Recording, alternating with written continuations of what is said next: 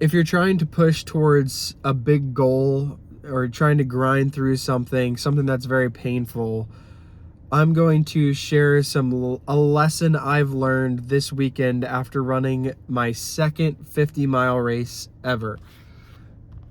I am running on very little sleep and recovery, so just stay with me. I'm going to try and get the thing I've learned out without botching it too much.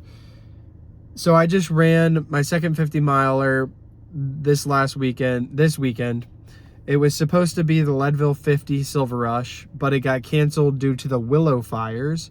So I ended up going to Boulder, Colorado, and renting a Toyota Corolla and basically looping the Boulder, Colorado mountains to try and get the elevation aspect. And this is all in preparation for the Leadville 100 that they will hopefully not cancel in 6 weeks from now. Let me just start off by saying 50 milers are no joke, dude.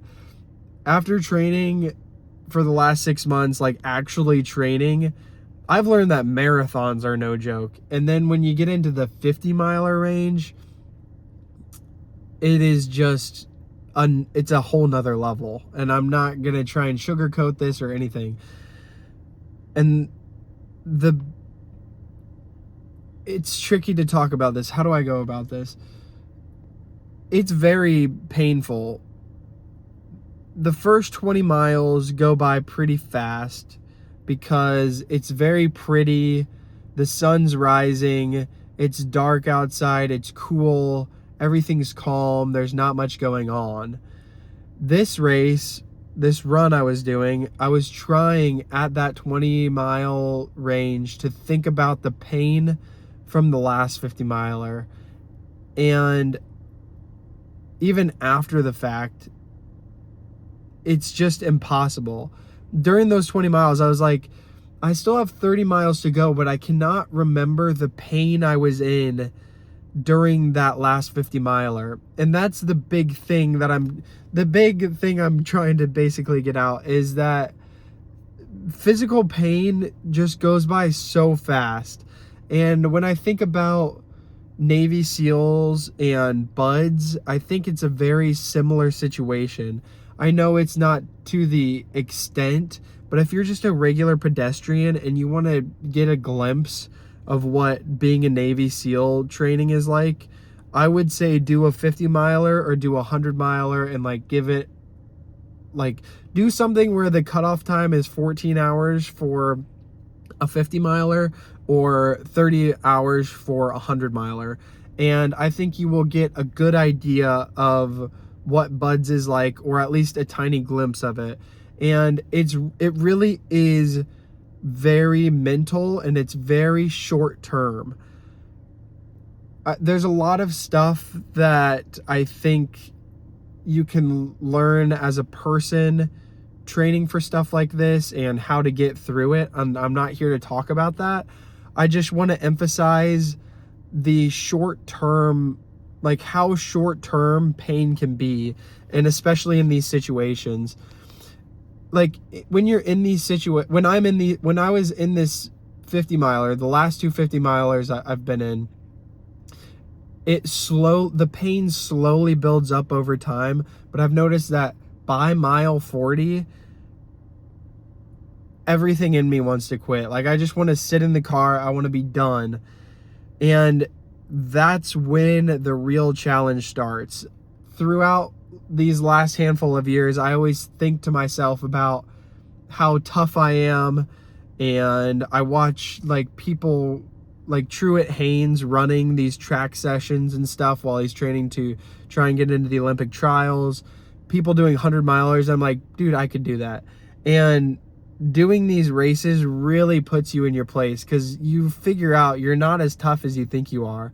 Like, I think completing a 50-miler is tough, but if you can, it is a constant negotiation the whole time after those 40 miles. It is a constant negotiation.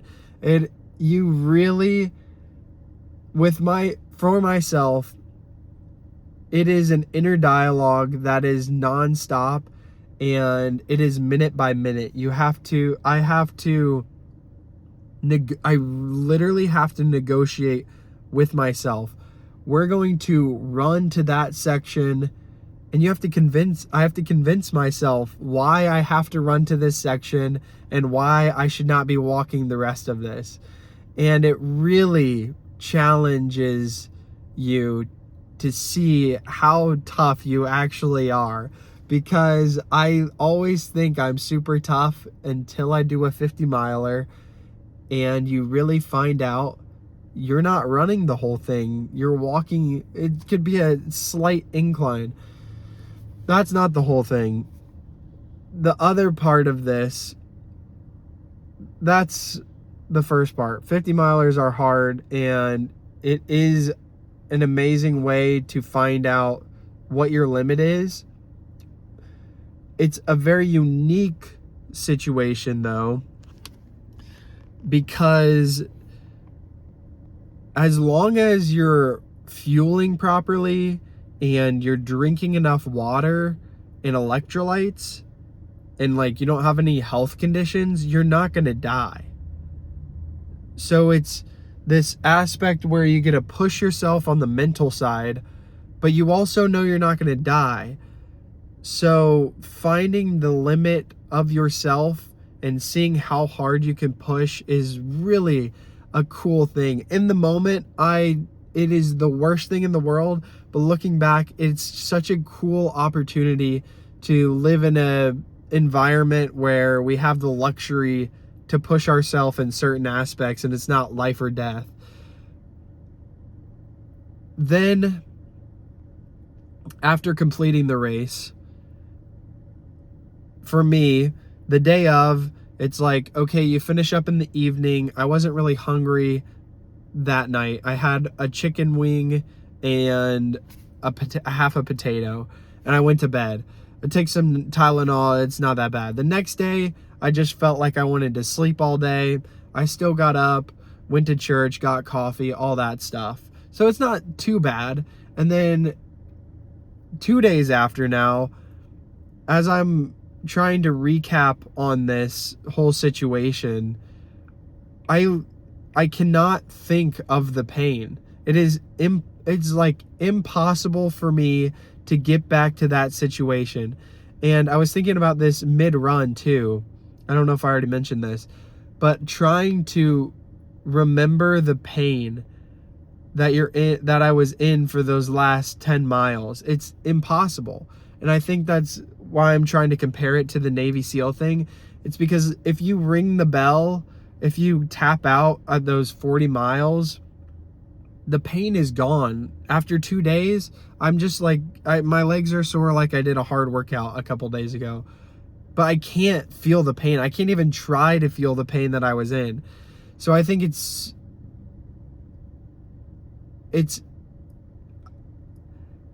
is very, very, very difficult in the moment, but the pain is so fleeting and so fast, you can't even comprehend it 2 days later. So I think I don't know where I'm going with this, but I know that's why a lot of people regret like ringing the bell when they're in Navy SEAL training, because it's so painful in the moment, or giving up on a race, middle of the race. Like my coach tells me that there's so many people who drop out of the Leadville 100 at mile 80. It's just because it's so painful. And then at the Leadville 100, mile 80, you still have 20 miles left.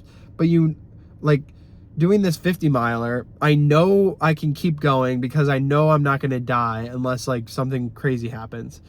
So I know I'm not going to die. It's just trying to negotiate with yourself to get through this short-term pain, not even a whole day of your life, or maybe a whole day of your life.